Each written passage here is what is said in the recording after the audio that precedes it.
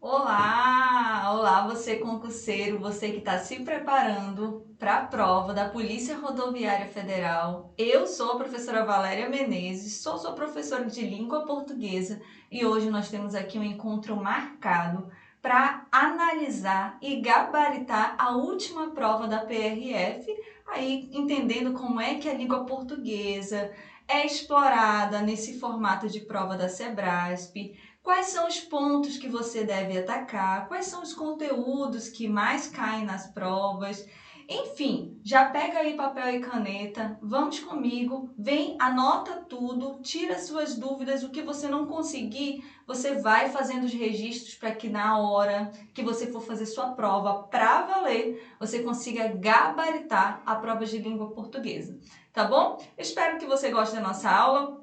Aqui eu preparei uma análise bem objetiva para você e, é claro, dando aquelas dicas de como que você pode se sair melhor na prova de língua portuguesa da Sebrasp. O nosso desejo aqui é sempre que você seja aprovado, ok? Vamos começar? Para iniciar a nossa aula, a nossa análise da prova da PRF de 2021, eu vou abrir, é claro, aqui para você me dar essa moral, tá bom? Então você vai lá no seu Instagram, segue a professora Valéria Menezes para que você consiga acompanhar as dicas, as estratégias que a gente vem utilizando e que vem dando certo nas provas de concurso público e vai dar certo com você também na sua prova da Polícia Rodoviária Federal. Agora sim, agora a gente vai começar. Pegue aí a sua prova, se você não tem ela impressa, acompanha comigo que eu deixei tudo aqui recortado para que você consiga fazer a leitura do texto e, é claro, tentar fazer as questões e acertar essas questões, ok? Vamos lá então, começando com o texto. A prova da Polícia Rodoviária Federal, na verdade a prova da Sebrasp, ela tem essa característica. É uma prova pensando em língua portuguesa, é claro, né? Que ela parte de um texto e a partir desse texto as questões vão explorando não só a questão da gramática, é claro que a gramática ela é importantíssima, mas principalmente a interpretação do texto, a análise de questões que são inferidas e não estão no texto, mas que você, pela sua experiência, pela sua análise de mundo, pelo repertório que você vai acumulando durante não só a sua preparação para o concurso, mas durante toda a sua vida. Então, o texto ele vai ser a base da prova. Claro que algumas questões já são ali esperadas. Há uma expectativa de conteúdos que mais caem na prova de língua portuguesa em se tratando de gramática. Mas a boa parte das questões ela vai exigir de você que você tenha essa interpretação, esse cuidado na análise textual. E aí a gente fecha esse discurso com a linguística textual, que é exatamente essa área da língua portuguesa que vai fazer essa análise do texto, considerando os aspectos gramaticais e, com certeza, a capacidade de interpretar que o candidato tem ao fazer a leitura da prova e acertar as questões. Tá bom? Eu coloquei aqui para vocês o recorte da prova, vou mostrar aqui. Aqui, nesse caso em específico, a prova trabalhou um único texto. Há situações em que há mais de um texto e para cada texto algumas questões são exploradas. Nesse caso, nós temos um único texto, isso facilita um pouco a nossa vida, né? Haja vista que não se trata de um texto tão simples, é um texto científico e explora, nesse caso, a história da polícia, então você já vai conseguir associar a sua bagagem acumulada durante o estudo e a preparação que você fez para a prova da PRF e está fazendo agora para a próxima prova, ok? Então agora sim eu vou colocar aqui na tela e você vai fazer a leitura junto comigo, fazendo essa análise textual, lembrando que a gente não vai fazer uma leitura simples, não é simplesmente decodificar as palavras, você vai fazendo as inferências e as análises que cada uma das partes do texto vai trazendo para a gente. Vamos lá. Nos Estados Unidos da América, no século XIX, a passagem da polícia do sistema de justiça para o de governo da cidade significou também a passagem da noção de caça aos criminosos para a prevenção dos crimes, em um deslocamento do ato para o ator. Como na Europa, a ênfase na prevenção teria representado nova atitude diante do controle social, com o desenvolvimento pela polícia de uma habilidade específica, a de explicar e prevenir o comportamento criminoso. Isso acabou redundando no foco nas classes perigosas, ou seja, em setores específicos da sociedade, vistos como produtores de comportamento criminoso.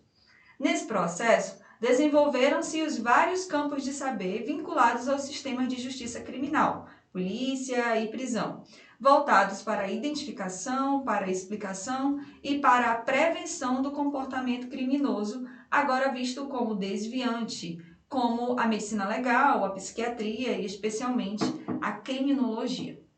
Na Europa Ocidental, as novas instituições estatais de vigilância deveriam controlar o exercício da força em sociedades em que os níveis de violência física nas relações interpessoais e do Estado com a sociedade estavam em declínio. De acordo com a difundida teoria do processo civilizador de Norbert Elias, no Ocidente moderno, a agressividade, assim como outras emoções e prazeres, foi domada, refinada e civilizada. O autor estabelece um contraste entre a violência franca e desinibida do período medieval, que não excluía ninguém da vida social e era socialmente permitida e até certo ponto necessária, e o autocontrole e a moderação das emoções que acabaram por se impor na modernidade. A conversão do controle que se exercia por terceiros no autocontrole é relacionada à organização e à estabilização de estados modernos, nos quais a monopolização da força física em órgãos centrais permitiu a criação de espaços pacificados. Em tais espaços, os indivíduos passaram a ser submetidos a regras e leis mais rigorosas, mas ficaram mais protegidos da irrupção da violência na sua vida, na medida em que as ameaças físicas tornaram-se despersonalizadas e monopolizadas por especialistas. Bom, o que a gente tem aqui? A gente tem um texto técnico que faz um resgate da história da polícia, né? A gente já consegue aqui ter até uma bagagem de associação com os conteúdos do próprio edital. Toda essa abordagem textual, ela vem a partir desse teórico, né? Que está bem colocado aqui, deixa eu mostrar aqui para vocês. O Norbert Elias, é o discurso dele que vai nortear aqui o texto e a significação que será necessária, agora sim, aparecendo aqui para vocês. O Norbert Elias é a grande chave desse texto, porque é a partir dessas ideias que a gente vai começar a explorar a questão não só textual, como eu falei, mas interpretativa. Ok? Gente, a primeira coisa que a gente vai observar nessa prova de 2021 que foge um pouco ao estilo da Sebrasp. A gente consegue ver, aqui eu precisei recortar o texto para que coubesse numa única lauda, mas é um texto que não está numerado. Geralmente as provas da Sebrasp, você deve saber, porque você já faz, né, já está testando aí, mas geralmente as provas na Sebrasp, elas vêm com o texto, as linhas numeradas, porque em algum momento, alguma questão vai fazer menção à linha 1, à linha 5. Isso, para a gente, enquanto candidato, facilita muito, porque em alguns aspectos eu não preciso ler o parágrafo todo ou o texto todo, eu vou direto na linha e se for preciso pegar um contexto, eu leio 1 ou 2 linhas anteriores ou posteriores, certo?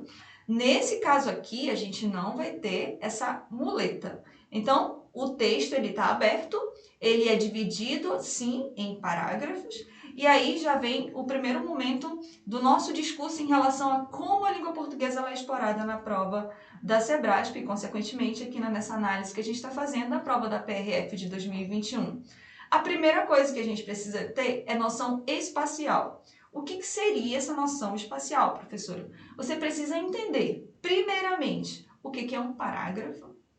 Depois que você tem a noção do que é um parágrafo, você precisa saber o que é um período. Por quê? Em alguns momentos a questão vai pedir que você vá lá no segundo período do primeiro parágrafo. Se eu não sei o que é período, se eu não sei o que é o parágrafo, essa informação de nada vai adiantar. Pelo contrário, ela vai te deixar mais confuso, ela vai te deixar mais nervoso, porque você vai ficar de fato com a sensação de que você está perdido, não só no texto, mas na prova, ok? Então aqui, visualmente, eu vou colocar aqui para você observar comigo, nós temos, aqui eu fiz o recorte, como eu falei, eu recortei aqui, mas vamos partir da ideia que isso aqui está num texto só, aqui organizado de um único lado. Nós temos aqui um texto dividido em 2 parágrafos. Por que eu tenho um parágrafo aqui? Vou até organizar aqui para você. E aqui eu tenho outro parágrafo. Esse aqui é o primeiro e esse é o segundo. A primeira coisa que eu vou ter como referência de que um parágrafo é iniciado é a margem. Essa marcação que é feita no início desse parágrafo para mostrar que, a partir desse ponto, um discurso será construído. Então, eu tenho uma margem, 2 margens. Se eu tenho 2 margens, sim, eu vou ter 2 parágrafos. Nossa, essa informação é muito simples, eu já sabia. Ou, nossa, eu tô vendo isso agora, eu não tinha, eu sei, já ouvi falar em parágrafo, com certeza essa é uma palavra que faz parte do nosso dia a dia, mas nem sempre a gente consegue fazer essa referência imediata do que é um parágrafo, levando em consideração um texto completo. Agora que eu já sei o que é parágrafo, que é esse bloco de palavras organizados em períodos, aí vem o segundo ponto que a gente precisa ter noção. Vou mostrar aqui para você. Nós temos aqui 2 parágrafos, como nós já observamos, e dentro de cada um desses parágrafos, a gente vai encontrar frases, orações e períodos. Esses 3 elementos, frases, orações e períodos, eles vão ser a teia que vai construir o texto. Se a gente pegar aqui, o que é texto? Da onde vem essa palavra texto, né? Texto vem do latim tecido. Textum, que queria dizer tecido. É exatamente isso que está acontecendo aqui. A gente tem um texto, um tecido, organizado por frases, orações e períodos que vão construir parágrafos. Por que a analogia de texto e tecido? Porque antigamente, né, se você fizer aí uma pesquisa, dá um Google rapidinho, você vai ver que os tecidos antigamente, eles eram produzidos em máquinas, se é que a gente assim pode chamar, de tear. Então as linhas elas iam se cruzando aí, tinha todo aquele trabalho manual para ir montando um tecido a partir das linhas que iam se cruzando. E é isso que está acontecendo no texto, é o que acontece no texto. Se a gente for pensar, o texto ele parte de uma palavra, essa palavra ela passa a fazer parte de uma frase, que é um enunciado que produz sentido. Nem sempre uma frase ela é composta só por mais de 1, 2, 3 ou 4 palavras. Eu posso ter uma frase composta de uma única palavra, desde que ela produza um sentido completo. Por exemplo, eu chego e falo oi. Esse oi, ele é uma frase, mas ele também é apenas uma palavra. Ou você conversa com alguém e no final você diz adeus. É uma frase, porque esse adeus, ele produziu um sentido completo. Claro que existe um contexto que vai fazer com que esse discurso ele seja entendido pelo receptor. Mas mesmo que eu não esteja fazendo parte dessa conversa, eu consigo perceber que a sinalização do oi e a sinalização do adeus, ela emite uma comunicação simples, certo? Então, se eu tenho o texto, o tecido organizado com frases que são palavras que se organizam produzindo um sentido, ou apenas uma palavra que produz sentido, o que seriam as orações e o que seriam os períodos? Bom, oração, ela é uma frase promovida. O que seria essa frase promovida? Toda frase, ela vai ser frase, mas nem toda frase é uma oração. Porque qual é o pré-requisito para que uma frase seja promovida a uma oração? Acho que essa você já sabe, né? O que é? É o verbo. O verbo é que vai dar esse passaporte, esse voucher para que a frase se torne uma oração. A oração, então, é um enunciado que é construído com a presença de um verbo. É claro que nem todas as orações são completas, porque existem as orações coordenadas, que são aquelas que produzem um enunciado de sentido completo, mas existem também as orações subordinadas, que são aquelas que dependem de complementos de outras orações para que elas produzam um sentido completo. Independentemente disso, o que a gente precisa entender é o seguinte: tem verbo, é uma oração. Não tem verbo, é frase. Simplesmente frase. Uma frase, então, que não tem verbo, ela é chamada de frase nominal. Uma frase que tem verbo, ela é chamada de uma frase verbal ou uma oração. Ok até aqui? Bom, vamos lá. Vou voltar no texto aqui para você visualizar comigo. Aqui, por exemplo, eu tenho frases e orações. Como é que eu sei que existem orações nesse texto? Eu vou procurar verbo. Ó, significar, prevenção, né? Prevenir e por aí vai. A gente poderia aqui ficar, eu vou apagar para facilitar o que a gente vai escrever já já. A gente poderia ficar aqui catando o verbo, mas não é o nosso objetivo aqui. Eu consigo perceber que entre essas frases e orações existe uma marcação muito importante, sinalizada com um ponto seguido. Olha só, eu vou identificar aqui os pontos seguidos que a gente tem nesse primeiro parágrafo. Eu tenho o primeiro ponto seguido aqui, depois da palavra ator, entre a palavra ator e a palavra como, e o segundo ponto seguido aqui, entre a palavra criminoso e o pronome isso. No segundo, tem mais um aqui, né? Aqui também nós temos um ponto seguido entre a palavra criminoso e o nesse processo. Vê se você acha algum mais. Aparentemente só são esses três. No segundo parágrafo, que está aqui do meu lado direito, também nós temos alguns pontos seguidos. Eu achei um aqui, achei outro aqui, achei outro aqui, aqui. Enfim, nós temos aí alguns pontos seguidos. O que esses pontos seguidos se diferenciam em relação ao ponto final? O ponto final, obviamente, né? Ele encerra um discurso, seja um discurso daquele parágrafo ou um discurso do texto todo. O ponto seguido, ele serve para encerrar uma informação que não necessariamente é a informação do parágrafo completo. Por exemplo, você poderia fazer aí um resgate memorial da sua vida falando das suas características. Você poderia começar, por exemplo, pelas suas características físicas. Eu sou alto, eu sou baixo, eu sou magro, eu sou mais gordinho, eu sou loiro, eu sou moreno. Todas as informações que você vai construir partem das suas características físicas. Ponto. Seguido, porque eu ainda não terminei. Agora eu vou falar das minhas características psicológicas. Eu sou extrovertido, eu sou introvertido, eu sou mais comunicativo, eu sou mais tímido.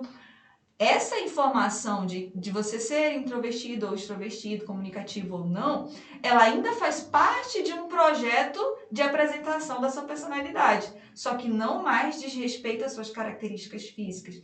Você entende por que não é um ponto final, mas um ponto seguido nesse momento? Porque eu ainda estou falando de mim, mas agora sob aspectos diferentes. Essa é a função do ponto seguido no texto. Ele conclui uma parte do discurso, mas abre para uma complementação do discurso até que essa informação completa esteja organizada dentro desse texto. Opa, para que tudo isso? Porque não vai adiantar nada a gente chegar aqui e começar a gabaritar a questão e dizer, gente, procura aí no terceiro período do segundo parágrafo e você ficar perdido comigo.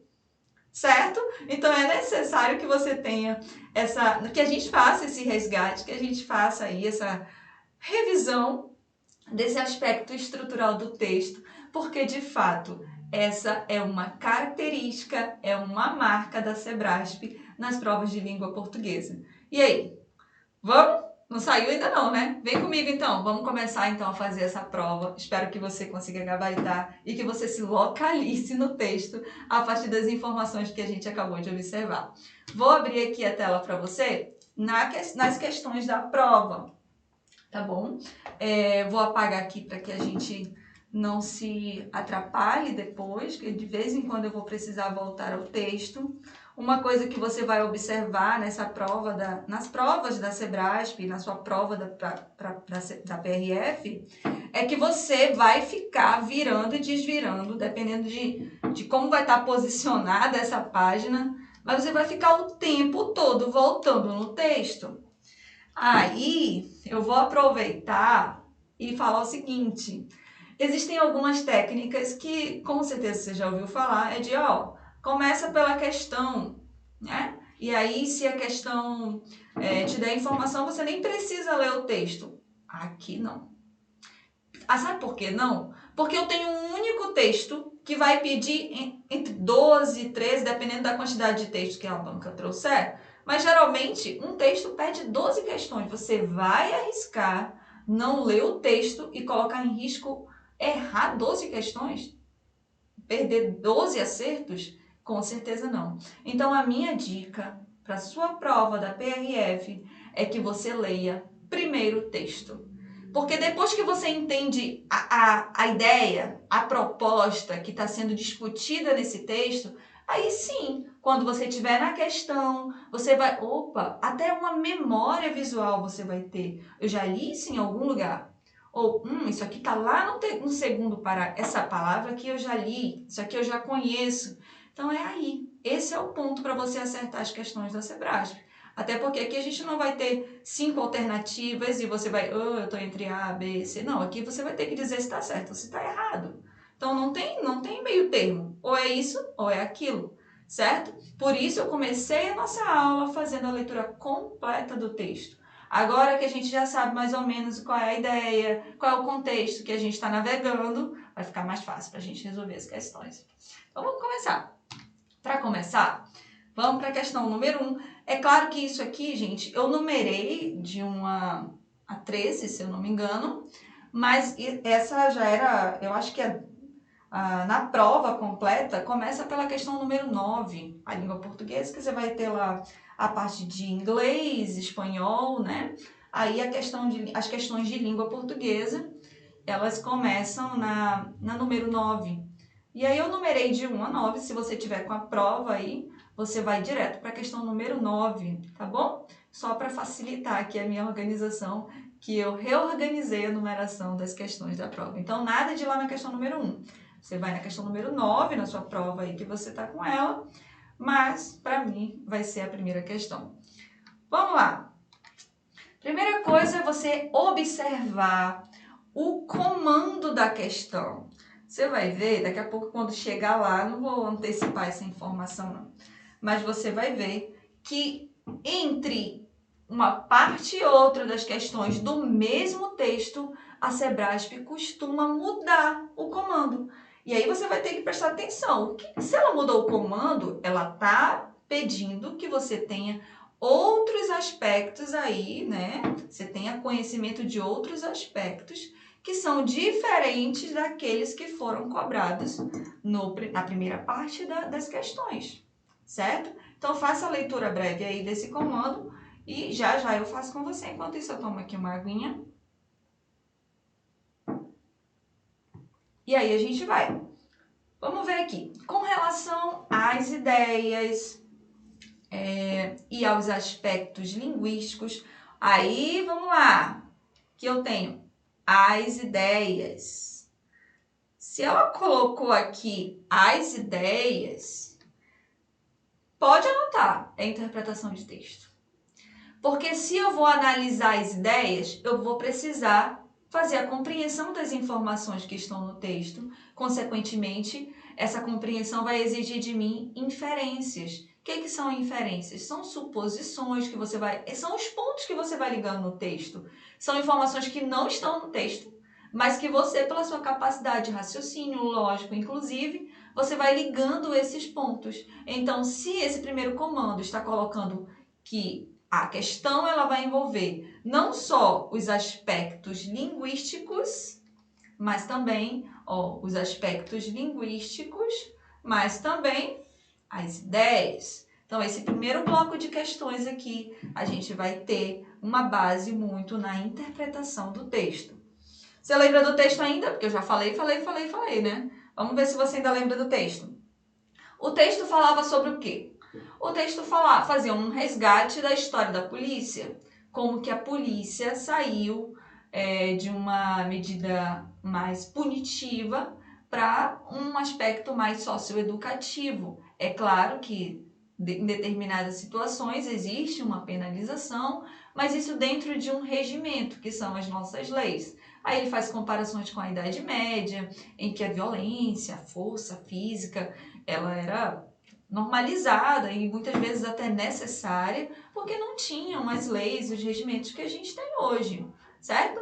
E hoje a polícia ela deixou de ter essa característica mais punitiva na maior parte dos aspectos e ela ganha esse caráter mais socioeducativo. É basicamente esse o interesse principal do autor ao fazer esse texto. Não sei se você tinha compreendido dessa maneira, mas se não, o discurso vai caminhar por isso aí, tá? Agora sim, vamos para a prova. A primeira questão, que é a questão número 9, tá? Eu vou até marcando aqui para você acompanhar aí na sua prova. A questão número 9, que para mim é a número 1, fala o seguinte: a transferência da polícia do sistema de justiça para o governo, sistema de justiça para o governo, se é governo, agora um governo, ele é regido por leis, por normas.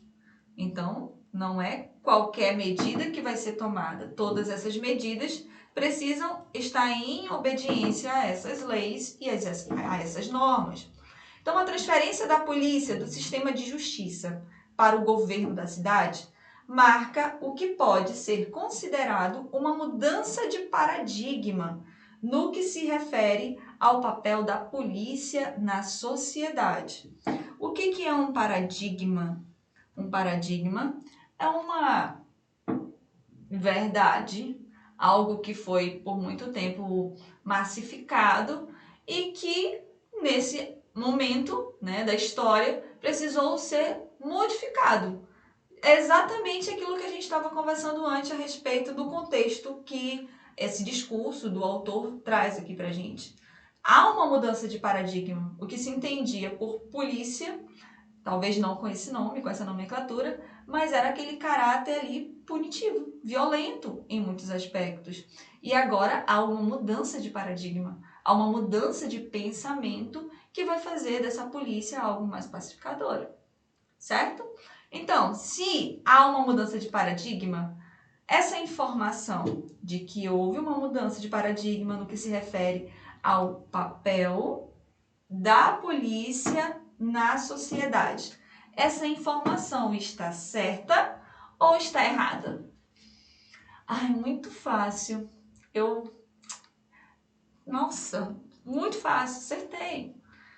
A primeira questão é assim mesmo, é muito fácil. É só para ver se você pegou ali, se você entendeu o texto. Ou melhor, é para ver se você leu o texto. Se você tem pelo menos noção do que esse texto fala. É muito provável que você tenha marcado certo. E aí, será que está certo? Com certeza, né? Então, a primeira questão, que para você é a nona questão, ela está correta. De fato, a transferência da polícia, do sistema de justiça para o sistema de governo, ou seja, com leis, com normas, marca o que pode ser considerado uma mudança de paradigma no que se refere ao papel da polícia na sociedade. Então, questão número 1, para você, número 9, está certo. Você marcaria aí a letra, o Czinho, né? Para garantir que você vai pontuar nessa questão. E aí, Tranquilo? Vamos para a segunda questão? Tomara que esteja nesse mesmo nível, nesse mesmo ritmo. Infelizmente, não é o que a gente encontra. Vamos lá para a segunda questão. Seriam mantidos, aqui já vem outro aspecto, a correção gramatical. Vou até aproveitar e entrar aqui com você novamente, porque aqui eu já consigo mencionar, e eu acho que você já deve ter identificado nas provas da Sebrasp. A Sebrasp gosta muito de reescritura de texto, de frases. Outra coisa que ela gosta de trabalhar muito com os pronomes, para ver se você entende, as locuções prepositivas também, né? Se mudando um pouco a escrita do texto vai alterar o sentido da frase, vai ter uma questão de crase, com certeza, sempre tem, quando não tem de forma explícita, vem de forma implícita a partir da regência de um verbo. Enfim, nesse primeiro momento aqui, nós vimos que foi puramente interpretativa na primeira questão. Agora ela já começa a fazer uma abordagem mais nesse aspecto gramatical. Vamos ver como é que fica. Seriam mantidos a correção gramatical e os sentidos do texto caso o segundo período do primeiro parágrafo... Opa! Lá vem a questão da localização espacial. Segundo período do primeiro parágrafo. Lembra que eu conversei com você no início da aula que você tem que ter essa noção espacial do texto? Então, se você não sabe, você vai ter que se basear apenas pelo que está aqui. Mas como eu vou saber corrigir o texto se eu não tenho a fonte? Se eu não sei onde é que ele está, onde é que está a parte que precisa ser corrigida ou que está sendo corrigida aqui. Viu como é importante a gente ter a noção de frase, de oração, de período e de parágrafo? Calma que eu coloquei aqui para você, tá bom? Então, no segundo período do primeiro parágrafo, né? Cadê? Deixa eu voltar aqui que eu também já me perdi. Seriam mantidos a correção gramatical e os sentidos, aqui eu estou falando de coerência. Estou falando de coerência e aqui de coesão. Já anota aí, se você não lembra o que é coesão e coerência, já anota aí para você revisar e numa outra oportunidade eu vou trabalhar esse conteúdo com você, tá?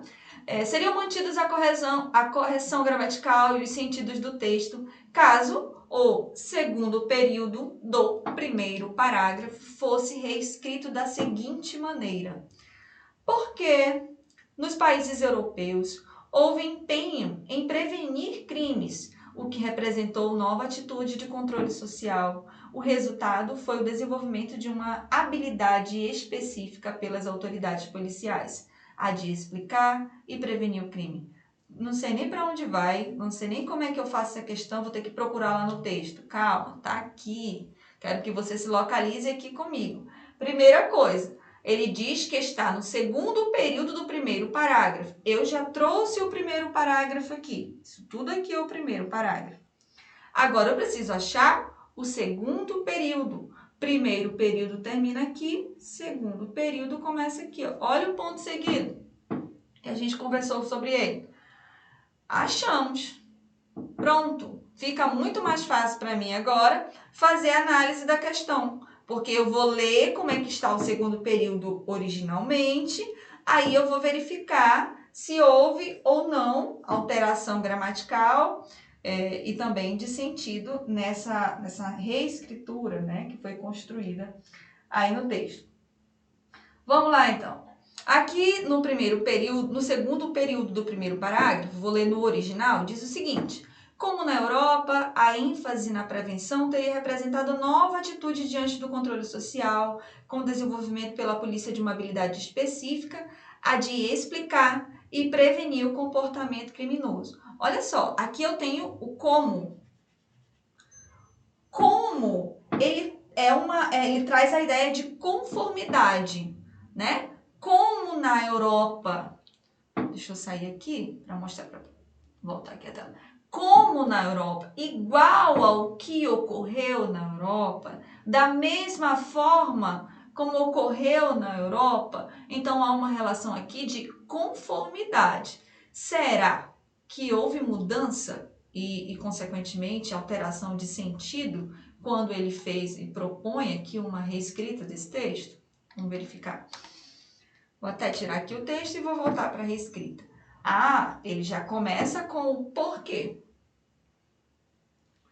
Porque nos países europeus houve empenho em prevenir crimes, o que representou nova atitude de controle social. O resultado foi o desenvolvimento de uma habilidade específica pelas autoridades policiais, de explicar e prevenir o crime. Aqui não precisava você ter discutido muito a ideia do texto, não. A diferença entre porquê, que é causa, e como, que é conformidade, vai mudar com certeza o sentido do texto. Aqui ele diz que seriam mantidos a correção gramatical, ok, mas o sentido foi alterado, porque lá na original era como na Europa, né, se não me engano, e aqui ele justifica que porque na Europa e tal, ou seja, houve alteração. Aqui nós precisamos ter essa noção do valor que cada uma dessas palavras vai carregar. Se ela é conformativa, se ela é causal, se ela é temporal. No caso aqui, a gente tem aqui o porquê como causal, então não tem como manter o sentido do texto. Consequentemente, essa questão, essa assertiva está errada. Essa questão está errada. Beleza? Foi? Acertou? Errou? Vamos para a próxima? Vamos ver como é que a gente se sai na próxima questão. Aí você vê que o negócio começou a esquentar, né? Começou a ficar bom. A primeira questão é só para você relaxar. Da segunda questão em diante, você já começa a ficar um pouco mais nervoso, mas você vai ficar tranquilo, viu? Porque a gente vai ficar batendo em questões Sebrae, vai começar a trabalhar esse modelo de prova. Daqui a pouco você vai pegar, como a gente fala aqui, vai pegar a manha da prova e já vai entender exatamente o que a Long está pedindo naquela questão, sem antes saber o conteúdo dela. Esse é o nosso objetivo aqui. Vamos para a próxima, então, que seria a questão número 3 para mim aqui e a número 11 para você aí que está com a prova em mãos. Vamos lá. Questão número 11, número 3 aqui para mim. Infere-se da leitura do primeiro parágrafo do texto, olha, de novo, te colocando ali como, né, quase um GPS aqui da prova, infere-se da leitura do primeiro parágrafo do texto que o desenvolvimento de áreas científicas ligadas à justiça criminal no século XIX está associado a visões preconceituosas sobre certos grupos de indivíduos. Vamos ver aqui? Vou pegar o texto aqui. Então, ele diz aqui no primeiro parágrafo do texto, ok. Então, esse aqui é o primeiro parágrafo do texto. E inferir é fazer essas conexões. Lembra que a gente conversou? Inferir, ligar os pontos. Então, aqui você vai fazer inferência, sim. Não vai estar escrito aqui no texto, literalmente. Claro que a gente vai ter algumas marcas textuais que vão garantir que essa resposta você acerte. Mas não vai ter necessariamente um discurso totalmente elaborado para que você chegue lá. Por isso que ele pede que você faça inferência. Você vai fazendo essas conexões, ligando esses pontinhos aí, tá bom? Vamos voltar aqui então para o parágrafo. O primeiro parágrafo fala basicamente sobre isso, né? Que eu vou pegar aqui o enunciado da questão para a gente já ir direto lá. Fala do desenvolvimento de áreas científicas ligada à justiça no século XIX, está associada a visões preconceituosas sobre certos grupos de indivíduos. Olha, gente, se a gente pegar aqui, nós temos algumas marcas que justificam de fato esse discurso. Por exemplo, aqui do segundo período em diante, do terceiro, primeiro, segundo, terceiro em diante. Aqui, ó. Isso acabou redundando no foco nas classes perigosas, ou seja, em setores específicos da sociedade, visto como produtores de comportamento criminoso. Tem algumas marcas também que a gente pode colocar aqui. Sim, ó. Agora já é um comportamento desviante e não necessariamente porque é alguém que não merece valor. Ele desviou, teve um desvio de conduta, mas antes eram vistos de forma preconceituosa como uma classe perigosa, produtores de comportamento criminoso. Aqui a gente não vai fazer juízo de valor, né? A gente está falando aqui em relação ao texto e a gente precisa ter essa noção de limitar-se ao texto, porque se a gente for ficar divagando, você vai começar a achar que está tudo certo ou que está tudo errado. Então vamos nos ater ao texto. Essa mudança de paradigma que foi construída lá na primeira questão, lembra? Ela se deu principalmente por conta desse raciocínio, deixa eu tirar isso aqui para facilitar, dessas visões preconceituosas sobre certos grupos de indivíduos, que é exatamente o que está sendo colocado aqui no enunciado da terceira questão, que é para você a questão número 11, tá bom? Então, na terceira questão, nós temos aqui uma assertiva, tá correto. Infere-se, sim, da leitura do primeiro parágrafo, que o desenvolvimento de áreas científicas ligada à justiça, aqui a noção de justiça, no século XIX, está associada a visões preconceituosas sobre certos grupos de indivíduo. Perfeito, fechamos aqui uma questão de interpretação de texto. Essa aqui é puramente interpretativa, né? Porque tem, inclusive, ali o verbo inferir no início do enunciado. Vamos para a nossa próxima questão? A questão número 12 para você e para mim a questão número 4. Vamos ver como é que essa questão se organiza. Aqui na questão número 4 diz o seguinte: um dos traços característicos da modernidade, segundo Norbert Elias, é a renúncia de certas emoções e de certos prazeres pelos indivíduos, em que, em compensação, passaram a ser protegidos da violência devido à atuação do Estado. Olha só, vamos voltar à Idade Média? Você lembra lá que havia ali aquele cenário de violência, inclusive isso era uma forma de entretenimento? O pessoal ia lá para aquelas arenas, você lembra disso? Você deve ter assistido algum filme sobre isso. E era uma forma de entretenimento. Quando a gente vê isso hoje, a gente pensa, nossa, como que as famílias iam para lá ver alguém matar o outro, né? Então isso era visto no período antigo até como uma forma de prazer, até como uma coisa de diversão. Agora, na modernidade, o que se tem? Existe aí uma compensação na qual os indivíduos eles passam a ser protegidos pelo Estado.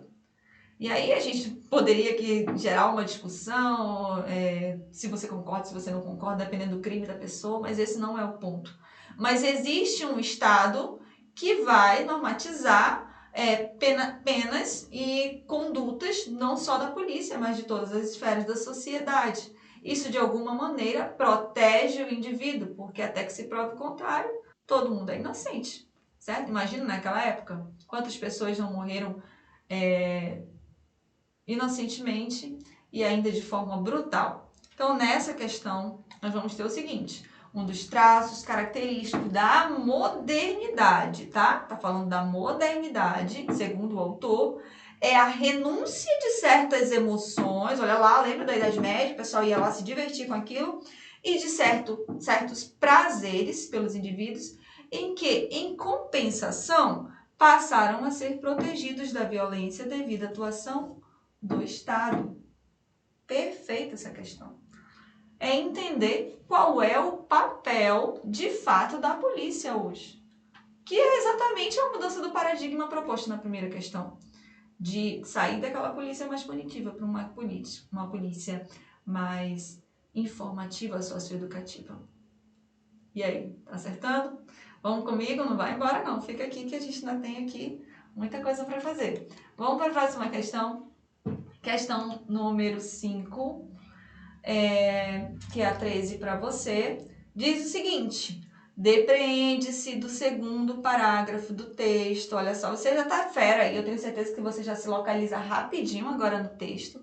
Depreende-se do segundo parágrafo do texto que a violência na era medieval era comum e socialmente aceita. Muito fácil essa questão. Eu até peguei o texto completo aqui, fiz um print da prova Só para você ter essa noção visual e espacial do texto completo. E aí, o que a gente tem? A gente tem, olha, a divisão em 2 parágrafos, bonitinho, como a gente conversou. Você não vai nem perder seu tempo lendo essa primeira parte aqui. Você vai se ater à segunda parte. Por quê? Porque a questão fala: depreende-se do segundo parágrafo do texto que a violência na era medieval era comum e socialmente aceita. Sim, a gente falou disso um tempão, né? Aqui, se a gente for aqui no parágrafo mesmo, olha, agressividade, cadê? Tem alguma coisa que ele falava que não exclui. Aqui, ó, o autor estabelece um contraste entre a violência franca e desinibida do período medieval, em que não excluía ninguém, ou seja, todo mundo estava ali propício a ser alvo dessa violência. Portanto, a questão número 5 aqui para mim, eu já me perdi aí na conta qual é o número para você, é o número 13, eu acho, né? Ela é uma questão que traz uma informação correta. Correta porque é exatamente esse o discurso do autor em todo o texto, que a violência medieval era comum e por isso a polícia tinha uma característica e que na modernidade isso precisa ser modificado. Você já está fera no texto, já está tranquilo, né? Porque a gente está aqui analisando, então chega uma hora que você já está bem por dentro do assunto e as questões não te assustam mais, pelo menos não em relação às informações do texto, né? Não sei na parte gramatical. Vamos ver aqui a sexta questão, que é a 14 para você. Conclui-se do texto que o monopólio da violência legítima pelo Estado deveu-se à necessidade de reações aos índices insustentáveis de violência física entre os indivíduos. Vamos lá. O monopólio da violência legítima pelo Estado. Primeiro, vou voltar até aqui com você. Primeiro que o Estado, ele não tem um monopólio de violência. O Estado, ele organiza a sua estrutura a partir de leis. Não é que agora não é qualquer um que vai olho por olho, dente por dente, agora quem vai fazer isso é o Estado. Não, pelo contrário. O Estado, ele visa aí, a partir dos regimentos e das leis, coibir esse tipo de comportamento e propõe isso, inclusive, à polícia. Então, quando a questão coloca o seguinte, deixa eu colocar de novo a questão aqui para você. Quando a questão coloca o seguinte, que o monopólio da violência legítima pelo Estado deveu-se à necessidade de reações aos índices insustentáveis de violência física entre os indivíduos. Olha, primeiro, no texto, vem aqui dizendo que na Europa Ocidental, as novas instituições estatais de vigilância deveriam controlar o exercício da força em sociedades em que os níveis de violência física nas relações interpessoais do Estado com as sociedades estavam em declínio. A proposta do Estado é exatamente essa.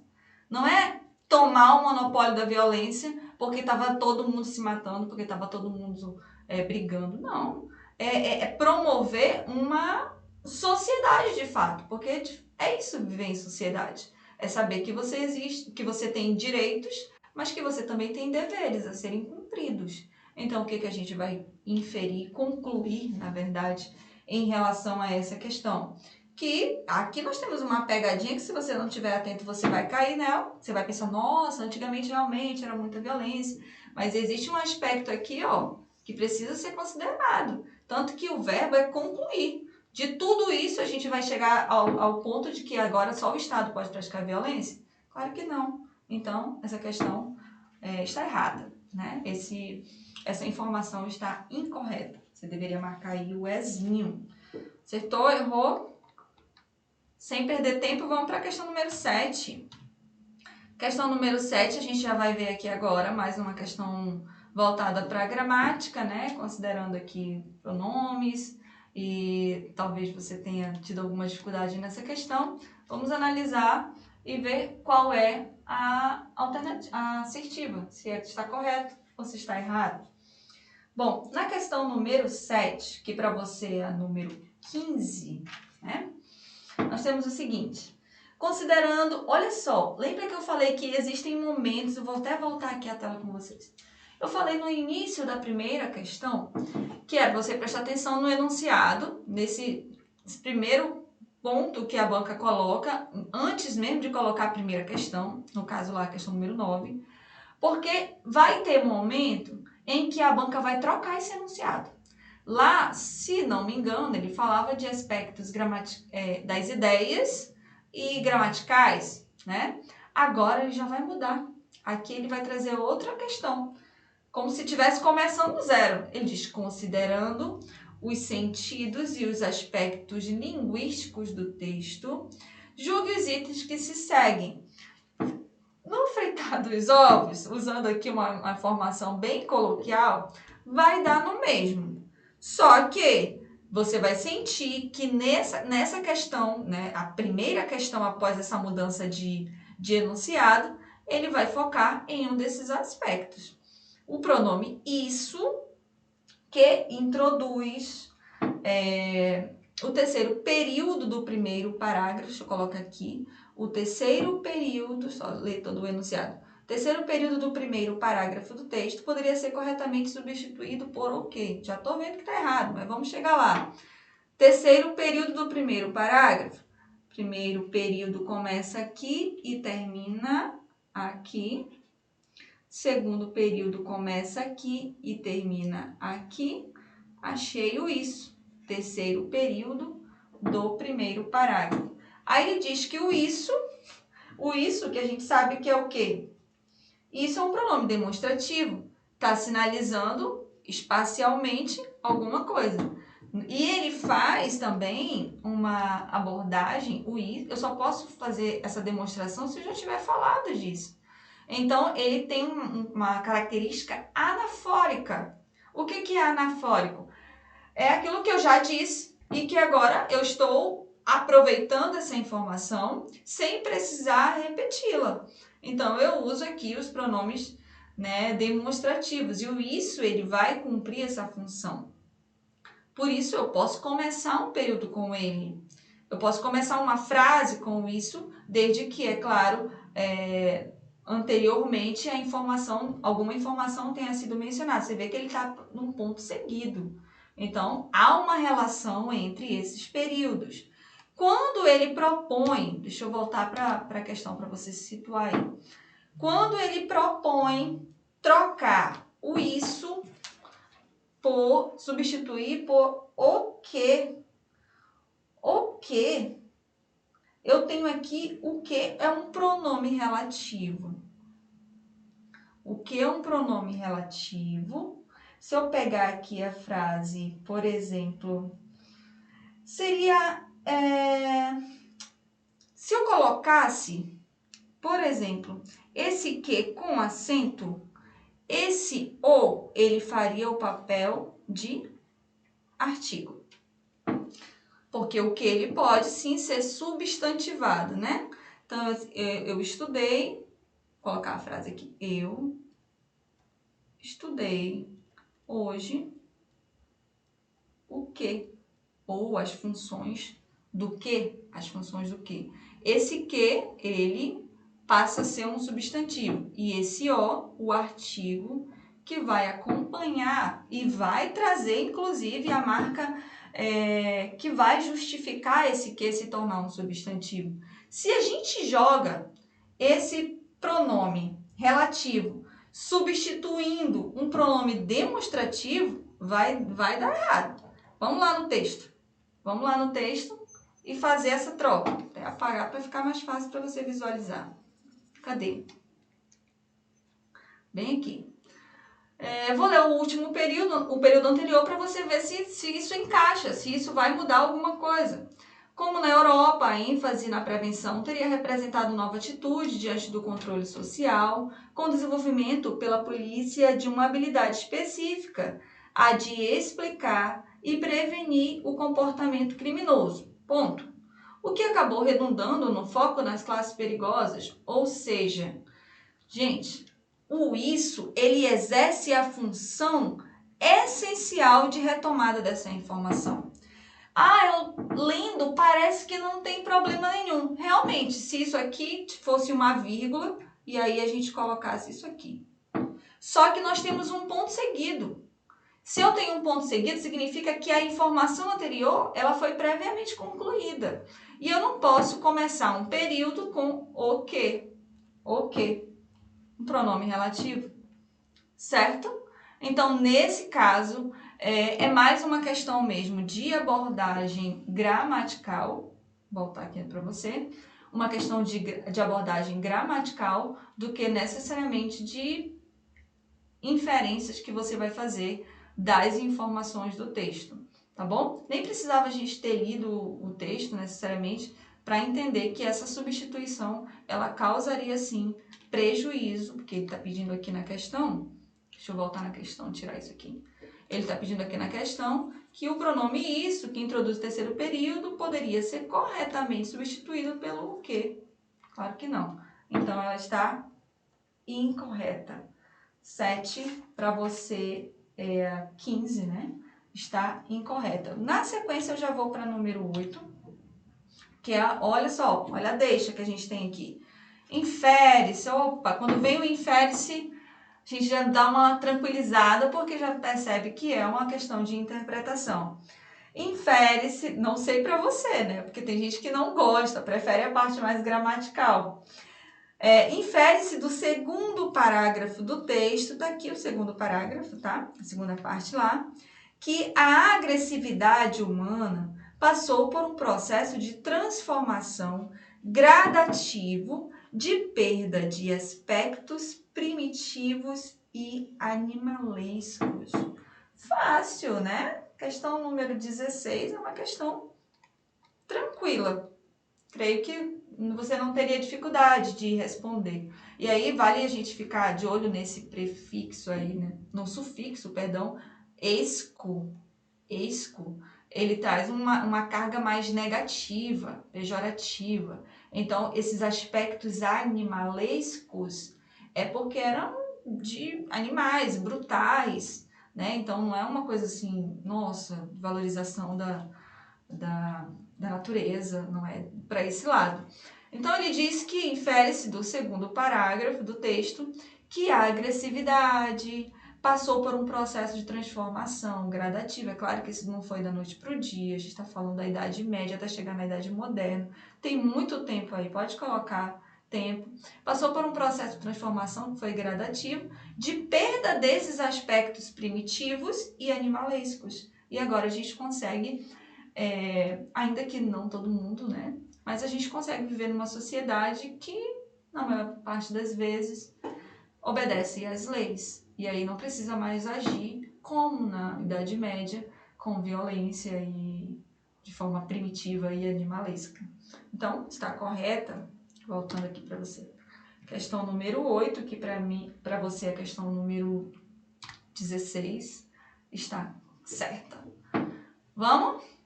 Na sequência, questão número 9. O emprego do vocábulo irrupção, eu tenho certeza que quando você leu essa palavra no texto, o cérebro já... Opa, o que é isso? Não, vou passar essa palavra, vou ignorar essa palavra. O que geralmente a gente faz quando a gente está lendo, né? A gente vai ler tranquilamente, aí tem uma palavra que você não conhece, você ignora aquela palavra ali. Tá aí. Pulo, vou para a próxima, porque o contexto vai te ajudar a entender por que aquela palavra está lá. Porém, se tratando de uma prova de concurso público, com certeza a banca vai explorar aquela palavra, porque não é uma palavra muito do dia a dia, não é todo dia que você está dizendo que fez uma irrupção, que você... Eu vou já dizer o que é, tá bom? Não quero antecipar aqui a resposta. Mas nesse caso... Você foi pego, caso você tentou pular a palavra no texto? Aqui tem uma questão só sobre ela. Vamos ver. O emprego da palavra irrupção, né? Irrupção, no último período do texto, indica que a violência atingia os indivíduos de forma súbita. E aí, o que é irrupção? Irrupção lá no dicionário quer dizer entrada súbita. É uma entrada imediata e muitas vezes até assim com violência mesmo, né? Imagina, você tá assistindo aula agora e alguém, não sei, imagina que você está no quarto, em algum escritório e alguém subitamente abre a porta, né? Ele fez uma entrada irrupta. Aí ele fez uma irrupção. E aí você já entende que o emprego do vocábulo, vou voltar na questão aqui. O emprego do vocábulo irrupção no último período do texto indica que a violência, ou seja, era de forma súbita.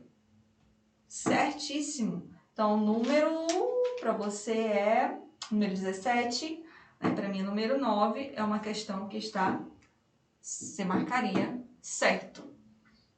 Tá? Próxima, 10, já estamos acabando. Na questão número 10, diz o seguinte: mantém-se a correção gramatical do trecho, aí abre aspas, né? O autocontrole e a moderação das emoções que acabaram por se impor na modernidade. Então, nós temos esse trecho, o autocontrole e a moderação das emoções que acabaram por se impor na modernidade. Do texto, caso a forma verbal impor seja flexionada no plural imporem. Gente, vamos lá. Aqui o que a gente tem? A gente tem acabaram por se impor. Nós temos uma espécie de locução verbal. Acabar é um verbo que ele é muito usado, como é que eu posso dizer? Como muleta. Ele é totalmente desnecessário dentro de um contexto. Por exemplo, você acabou por chegar cedo demais no trabalho. Eu poderia falar, você chegou cedo demais no trabalho.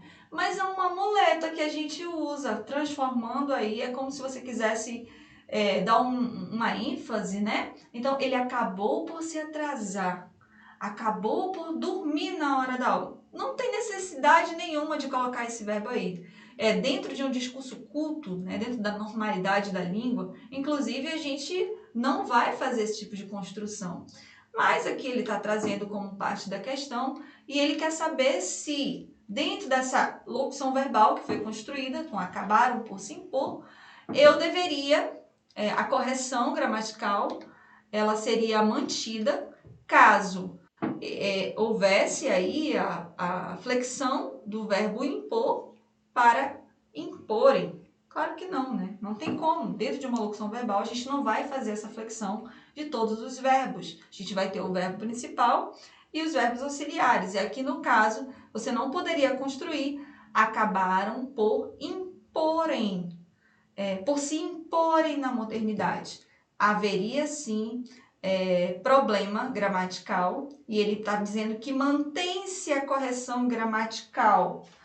Será que mantém? A gente já viu que não. Então, essa questão, ela está errada. Opa, não é o que eu tenho que marcar, eu tenho que marcar aqui o visto.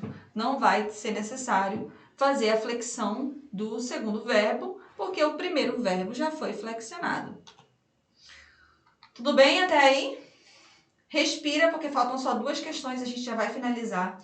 E eu sei que você tá pegando aí as informações, eu sei que você pode sim ter alguma questão em específico que precisa ser trabalhada, mas o importante é entender como é que funciona, como é que a língua portuguesa vai ser cobrada, tá bom? Você tá vendo que a partir de um único texto, a banca tá explorando aqui, tá?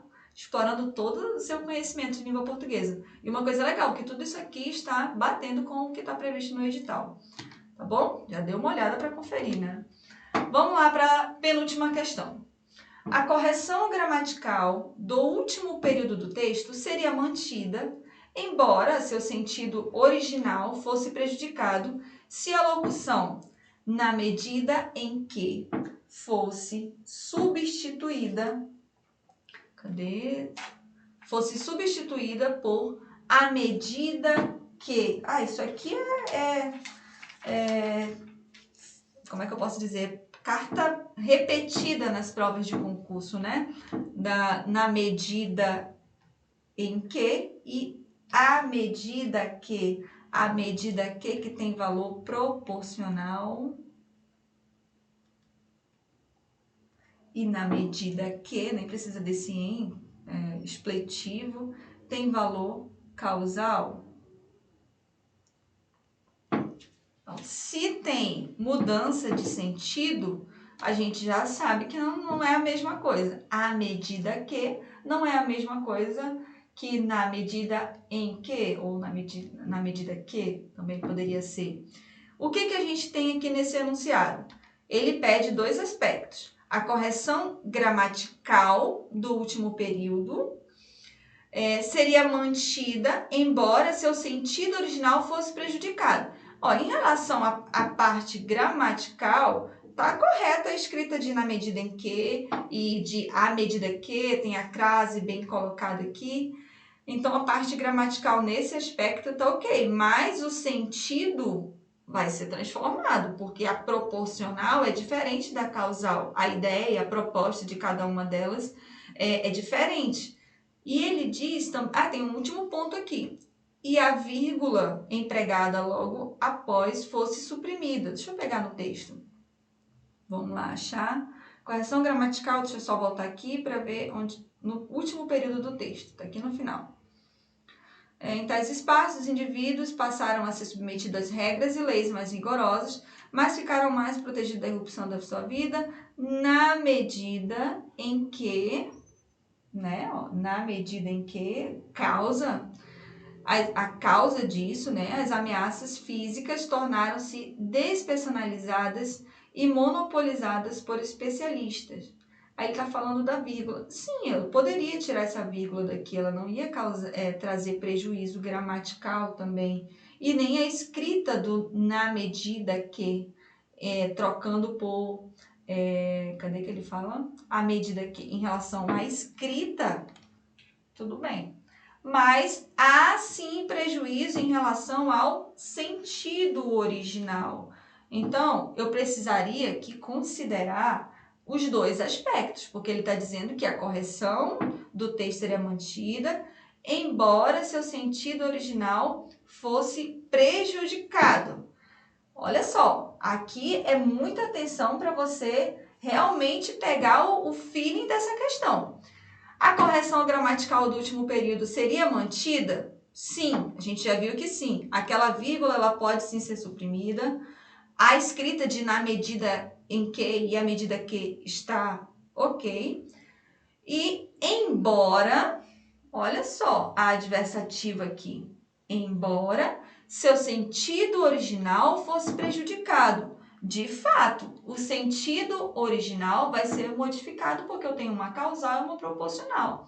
O que a gente tem aqui? Uma afirmação em relação à análise que a gente acabou de fazer. De fato, os aspectos gramaticais, eles podem sim ser mantidos, mas tanto que ele usa o embora, o sentido original, pela mudança do na medida que por a medida que, vai trazer prejuízo ao sentido. Então, essa questão a gente vai marcar como certa. Certíssima, porque é exatamente o que ele escreveu lá, A gente consegue manter a parte gramatical, mas olha o embora aqui, a alteração de sentido. Então, está certa. Vamos para a última, fechando aqui a nossa análise da prova da PRF de 2021, prova de língua portuguesa. Já sentiram o clima da língua portuguesa na prova da Sebrasp? Gostando ou não gostando, a gente vai ter que se adaptar a esse modelo de prova, porque o nosso objetivo é ser aprovado. Então, é treinar, é estudar e verificar quais são os assuntos, qual é o estilo mais recorrente nessas questões, a partir daquilo que a gente já está observando nas provas atuais da Sebrasp. Vamos fechar com a última questão? Respira fundo que a gente está acabando. O trecho... Não, é a penúltima questão, desculpa, ainda tem uma. O trecho, a conversão do controle que se exercia por terceiros no autocontrole é relacionada à organização e à estabilização de estados modernos. Poderia ser reescrito da seguinte forma, sem prejuízo para os sentidos e para a correção gramatical do texto. Ou seja, aqui não pode ter prejuízo para o sentido e nem para a correção gramatical do texto. Na questão anterior, ele dava ali a diferença. Então, eu vou trocar esse trecho. A conversão do controle que se exercia por terceiros no autocontrole é relacionada à organização e à estabilização de estados modernos. Peraí, aqui a gente tem a conversão do controle e aqui embaixo ele coloca converter o controle efetuado por terceiros a autocontrole. Concatena a organização e estabilização do mundo moderno. Bom, a gente vai pegar o seguinte. Quando a gente tem que fazer análise aqui, acho que aqui vale a pena a gente fazer uma ressalva rapidinho. Converter, a gente tem que analisar a regência desse verbo a partir do contexto que ele está inserido. Por exemplo, vou dar um exemplo do verbo assistir. O verbo assistir, ele pode ser usado em vários contextos, não é verdade? Eu assisto a um programa de televisão. O médico vai dar assistência a um paciente. Ele foi assistido pelo governo, que não é de ficar vendo, assistindo TV. Então, o verbo, dependendo do contexto que ele está inserido, ele vai ter uma regência. Então, eu assisto ao programa de TV. Então, aqui a regência dele exige a preposição. No caso do médico, deu assistência, ele foi assistido pelo médico, já muda o sentido, consequentemente, muda a regência desse verbo. No caso do verbo converter, nós vamos ter também essa mudança de contexto. Por exemplo, quando dá essa proposta de alguém que se converteu ao budismo. Converteu ao budismo. Ele passou a fazer parte de uma religião, ou ele se converteu ao catolicismo. Ele não necessariamente ele trocou de religião, ele se converteu. Ele talvez não tivesse nenhuma religião, ele se converteu ao budismo. Se eu pegasse e colocasse da seguinte maneira, vou até tentar escrever aqui na tela para você. Deixa eu ver. Se converteu em... Então, alguma coisa que modificou. Não estou conseguindo pensar numa frase aqui. Mas quando a ideia do converter for uma proposta de modificar, de se colocar em outra coisa, de transformar em outra coisa, né? Então, a água se converteu em vinho. Pronto, achei uma frase. A água se converteu em vinho. Ela se transformou em vinho. Então, nesse caso, a gente já tem o converter em. No caso lá do que se converteu ao cristianismo, ao budismo, não sei, ele se converteu ao. Olha a mudança da regência do verbo. Aqui em cima, vou voltar na questão para você, a conversão do controle em que se exercia por terceiro no controle é relacionada à organização e à estabilização de estados modernos. Então, a conversão do controle que se exercia por terceiros no autocontrole é relacionada. Então, aqui nós temos uma conversão do controle, uma mudança, algo que se transformou em outra coisa. A conversão do controle que se exercia por terceiros no autocontrole é relacionada à organização e à estabilização de estados modernos. Teve uma mudança, então converter em. No segundo, na proposta de correção que ele coloca aqui, ele diz o seguinte: converter, já está aqui a dica, ó. Converter o controle efetuado por terceiro, ou seja, aqui é apenas no sentido de fazer parte, dar esse controle e não necessariamente em modificar esse controle. Gente, aparentemente, principalmente quando a gente está utilizando assim o discurso informal, a coloquialidade, que a gente não precisa ter essa preocupação, né? Então, aí controlada de regência verbal, Aparentemente parece a mesma coisa, mas não é. Aqui a gente tem que considerar a regência do verbo e o contexto em que esse verbo está organizado. Por isso, quando ele diz que poderia ser reescrito da seguinte forma, sem prejuízo para os sentidos e para a correção gramatical do texto, a gente vai ter uma informação incorreta, porque a mudança de converter em, que é transformar em alguma coisa, e converter ao, que é fazer parte de alguma coisa, ó, converter o controle efetuado, tá bom? Número 12, claro que isso aqui requer uma aula mais específica de regência, você pode até anotar aí para você dar uma pesquisada sobre isso.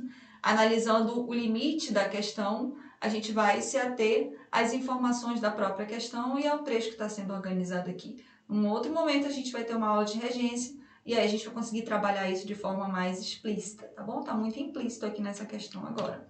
Agora sim, a gente vai fechar a prova com a última questão, tranquilíssima.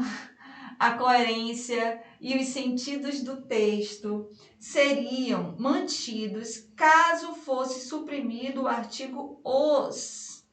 No trecho, desenvolveram-se os vários campos de saber no último período, no último período do primeiro parágrafo. Vamos ver aqui, eu não coloquei o trecho, né?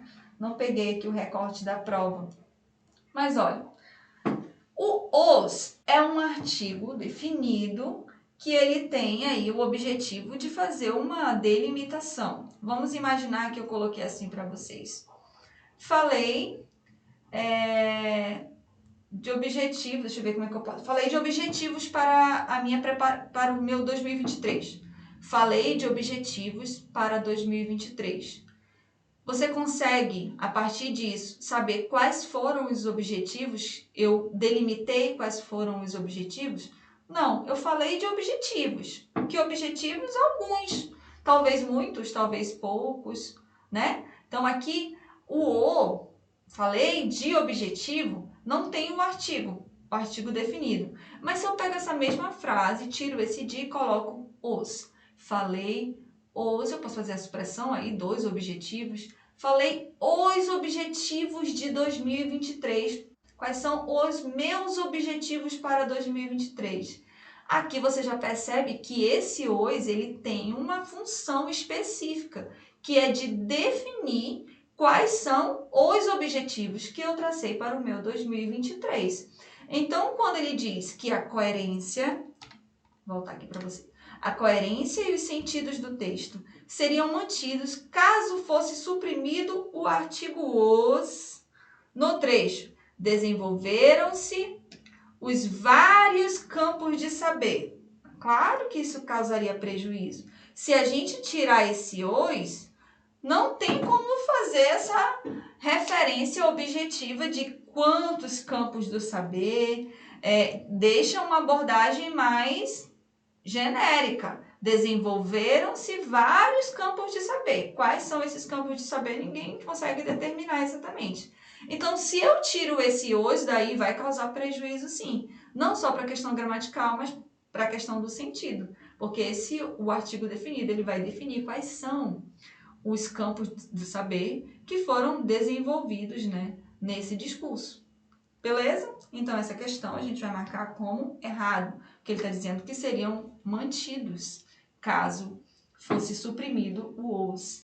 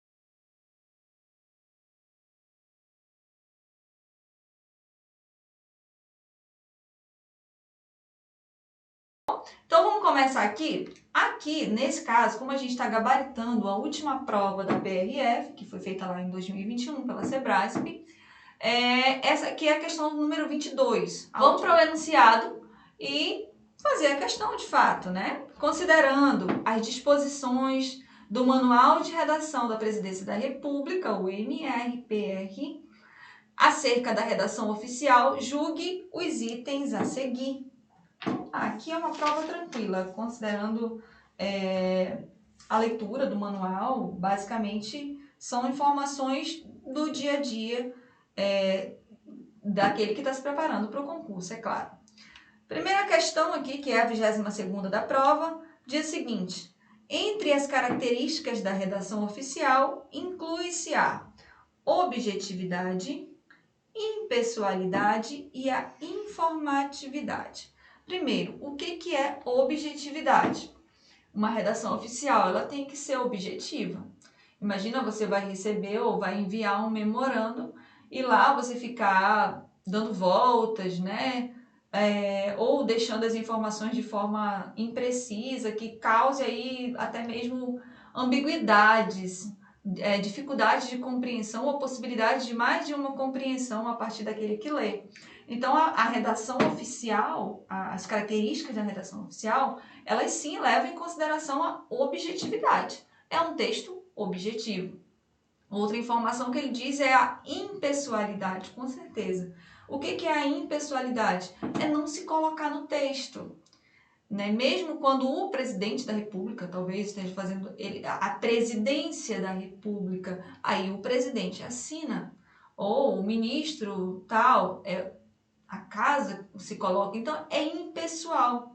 Então, primeira característica, objetividade, certíssimo, vai acompanhando aí na sua prova. Segunda, impessoalidade. E a terceira, informatividade.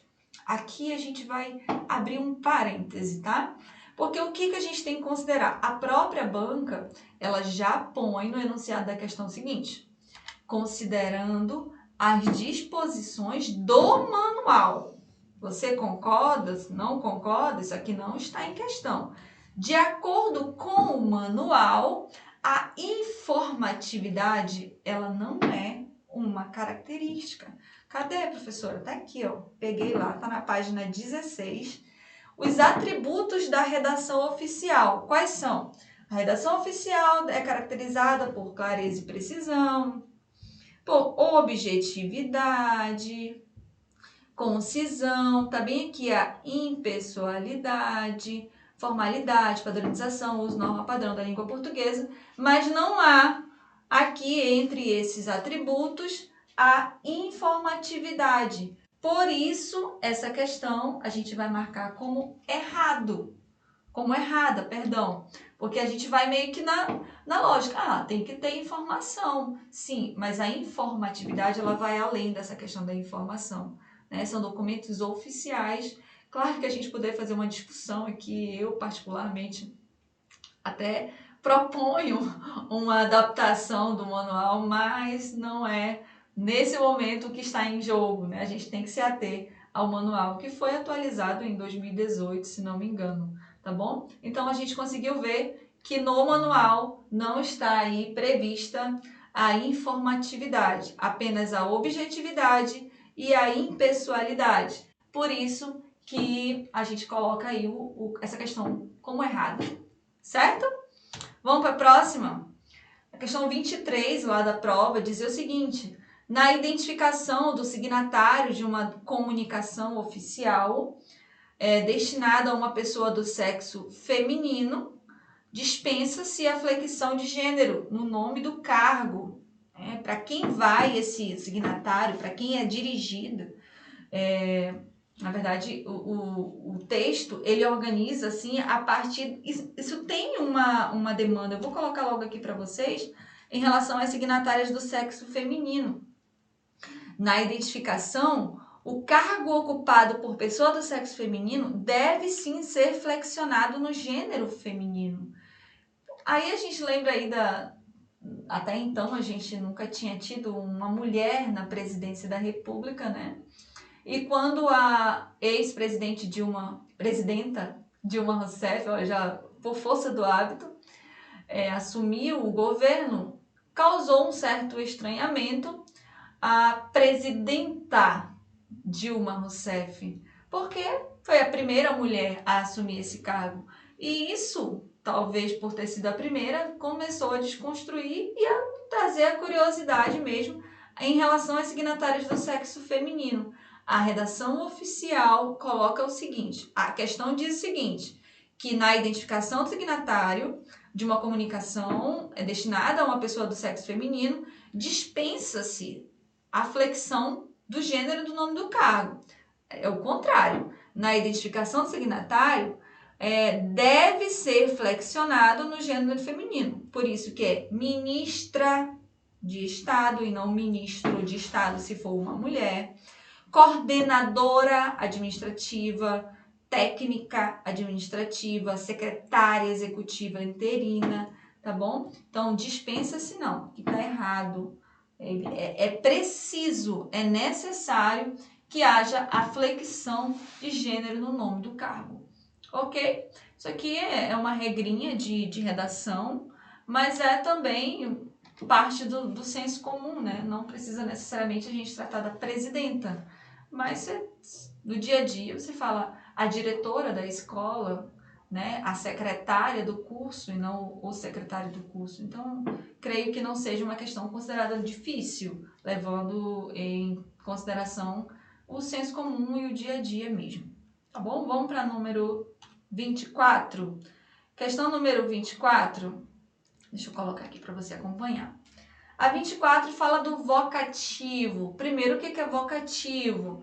O vocativo ele tem o objetivo de fazer um chamamento. É para quem, ó Deus, é um vocativo. Eu me remeto a Deus nesse discurso.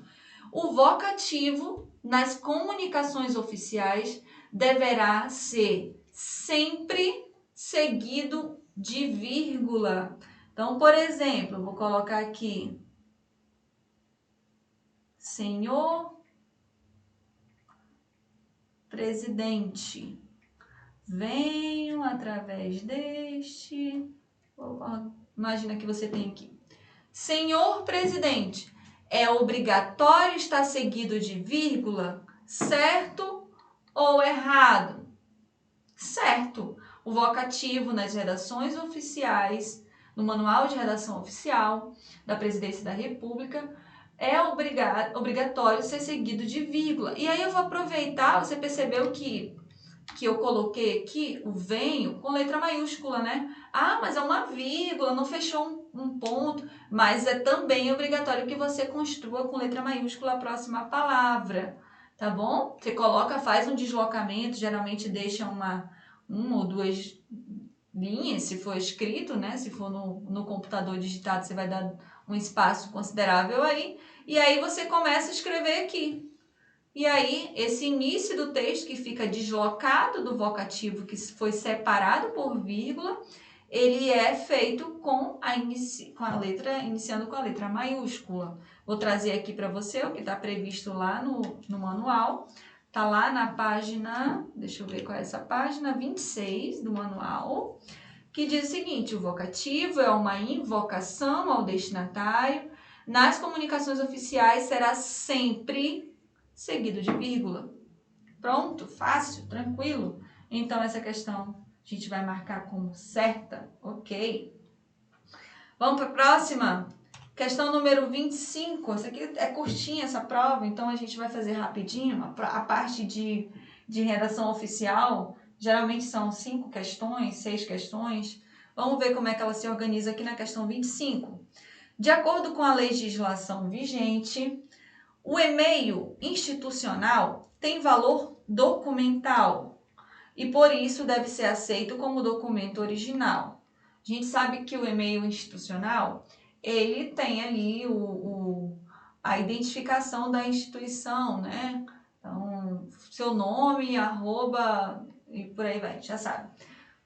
Porém, o e-mail, ele é sim um documento, mas em relação às normas da redação oficial, o e-mail institucional, ele só vai ser aceito como um valor documental quando ele tiver uma certificação digital, Então, assim, imagina que você está usando seu e-mail institucional e você vai tratar de alguma coisa que não necessariamente é do dia a dia, que seja do dia a dia. Não é porque você está usando seu e-mail institucional que isso tem valor de documento. Eu pego o meu e-mail institucional e envio para o meu amigo do trabalho dizendo que eu esqueci a porta do meu armário aberta, que é para ele fechar. Isso virou um documento?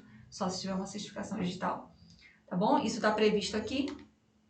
Deixa eu colocar a parte do manual, tá lá na página 46. Ele, inclusive, vem a partir de uma medida provisória, né, de 2001. E o e-mail institucional, ele tem a valor documental, mas para que isso seja aceito como documento original, é necessário existir a certificação digital, que ateste a identidade do remetente, segundo os parâmetros de integridade, autenticidade e validade jurídica da infraestrutura de chaves públicas brasileiras, que é o ICP Brasil. Então, eu vou marcar aqui a 25 como errada, porque não é por ser um e-mail institucional que vai ter valor documental. Ele precisa, sobretudo, de uma certificação digital, conforme está aí organizado na página 46 do Manual Oficial de Redação da Presidência da República.